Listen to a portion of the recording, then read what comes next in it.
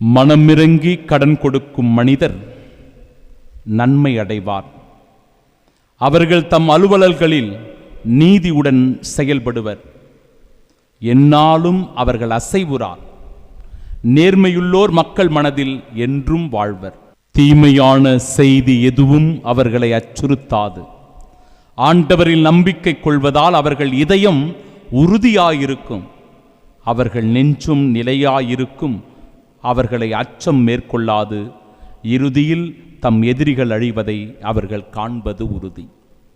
நம் ஆண்டவராகிய இயேசு கிறிஸ்துவின் அன்பும் அருளும் அமைதியும் மகிழ்ச்சியும் உங்கள் அனைவரோடும் என்றும் இருப்பதாக.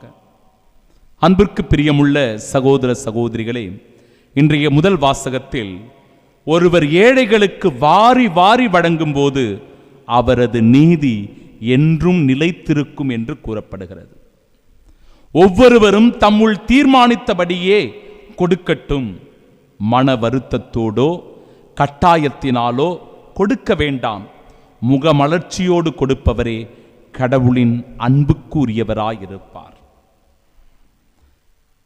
என் அன்புக்குரியவர்களே, இன்றைய நாளினுடைய புனிதர் திருத்தொண்டர் மறைசாட்சி புனித லாரன்ஸ் அவர்கள் கிபி 225 முதல் 258 வரை இந்த உலகத்தில் வாழ்ந்தவர்.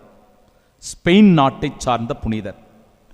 வல்லேரியன் என்கிற அரசன் காலகட்டத்தில் கிறிஸ்தவர்கள் மிகுந்த கொடுமைகளுக்குள்ளாகி துன்புறுத்தப்பட்டார்கள். அந்த சூழ்நிலையில்தான் திருத்தந்தை கொல்லப்பட்டார். 7 திருத்தொண்டர்களும் அவரோடு இணைந்து கொல்லப்பட்டார்கள். அவர்களுள் ஒருவர்தான் என் அன்பிற்குரியவர்களே திருத்தொண்டரான புனித லாரன்ஸ் அவர்களும் கூட. திருத்தந்தை சிக்ஸ்துஸ் அவர்கள் இவருடைய மரணத்தை குறித்து முன்குறித்து சொல்லுகிறார். கிறிஸ்துவுக்காக இரத்தம் சிந்தி திருத்தொண்டர் லாரன்ஸ் அவர்கள் இறக்கப் போகிறார் என்கிற செய்தியை அவர் இவரை பற்றி முன்குறித்தே சொல்லுகிறார். இவர் சொத்துகளுடைய கண்காணிப்பாளராக இருந்திருக்கிறார். அப்பொழுது அந்த அரசன் இவரை மிரட்டி திருச்சபையினுடைய சொத்துக்களை எல்லாம் கவர்ந்து விட வேண்டும் என்கிற எண்ணத்தில் அச்சுறுத்துகிறான், அவரை பயமுறுத்துகிறான். இவர் என்ன பண்ணாராம், 3 நாள்ல எல்லா சொத்துகளையும் விற்று ஏழைகளுக்கு ஊனமுற்றவர்களுக்கு கொடுத்து விடுகிறார்.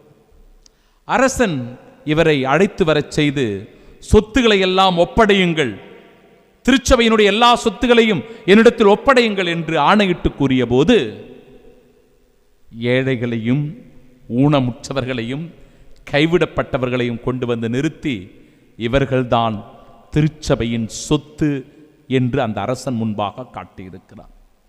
மிகுந்த சீற்றத்திற்குள்ளான அரசன் தீயிட்டு அந்த கட்டிலின் மீது படுக்க வைத்து அவரை கொடுமைப்படுத்துகிற அந்த நிலையில் கூட திருத்தொண்டர் லாரன்ஸ் என்ன சொன்னாராம், அவரை கொடுமைப்படுத்தி கொண்டிருந்த சித்திரவதைப்படுத்தி கொண்டிருந்தவரை பார்த்து, ஐயா, ஒரு பக்கம் நன்றாக வெந்து விட்டது, என்னை திருப்பி மறுபக்கமாக போடுங்கள், நன்றாக வெந்த பிறகு நீங்கள் அதை எடுத்து உண்ணலாம் என்று வேடிக்கையாக சொன்னாராம். அதன் பிறகுதான் அவர் கொல்லப்பட்டிருக்கிறார். என் அன்பிற்குரியவர்களே, கிறிஸ்துவுக்காக இரத்தம் சிந்தி கிபி 258 மறைசாட்சியாக மரித்திருக்கிறார் புனித லாரன்ஸ் அவர்கள். இன்றைய நற்செய்தி வாசகத்தில் கோதுமை மணி மண்ணில் விழுந்து மடியாவிட்டால் அது அப்படியே இருக்கும், மடிந்தால்தான் மிகுந்த விளைச்சலை அளிக்கும் என்று நம் ஆண்டவர் கூறுகிறார். கோதுமை மணி என்கிற திருத்தொண்டர் லாரன்ஸ் கிறிஸ்துவுக்காக உயிரை தந்தார். அதன் வழியாய் இன்றைக்கு ஆண்டவருடைய இறை மாட்சியில் பங்கு பெறுகிற பாக்கியம் பெற்றிருக்கிறார். தமக்கென்றே வாழ்வோர் தம் வாழ்வை இழந்து விடுவர். இவ்வுலகில் தன் வாழ்வை பொருட்டாக கருதாதோர் நிலை வாழ்வை தமக்கு உரிமையாக்கிக் கொள்வர். நிலை வாழ்விற்கு தம்மை அவர்கள் உரிமையாக்கிக் கொள்வார்கள். இந்த உலக வாழ்க்கையை பெரிய பொருட்டாக கருதாமல் ஏழை எளியவர்களுக்கு வாரி வாரி வழங்கிய புனித லாரன்ஸ் அவர்கள் இந்த மண்ணுலக வாழ்வு நிறைவு பெற்றதும் விண்ணுலக வாழ்வில் ஆண்டவரோடு அந்த மகிழ்ச்சியில் இணைந்திருக்கிற பேறு பெற்றவராயிருக்கிறார். எனக்கு தொண்டு செய்வோர் என்னை பின்பற்றட்டும், நான் இருக்கும் இடத்தில் என் தொண்டரும் இருப்பார். எனக்கு தொண்டு செய்வோருக்கு தந்தை மதிப்பளிக்கிறார் என்று இறைவார்த்தை சொல்கிறது.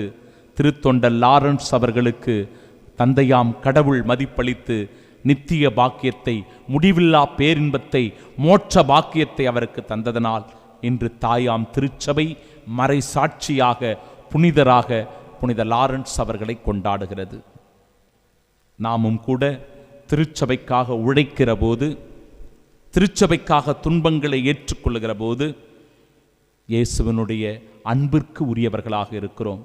அதிலும் குறிப்பாக ஏழை எளியவர்களுக்கு, கைவிடப்பட்டவர்களுக்கு, திக்கற்றவர்களுக்கு மனமிறங்கி உதவி செய்கிற போது திருத்தொண்டர் லாரன்ஸை போலவே நாமும் தாராள உள்ளம் படைத்தவர்களாய், கிறிஸ்துவின் அன்பிற்குரியவர்களாய் இந்த உலகத்தில் வாழ்வோம்.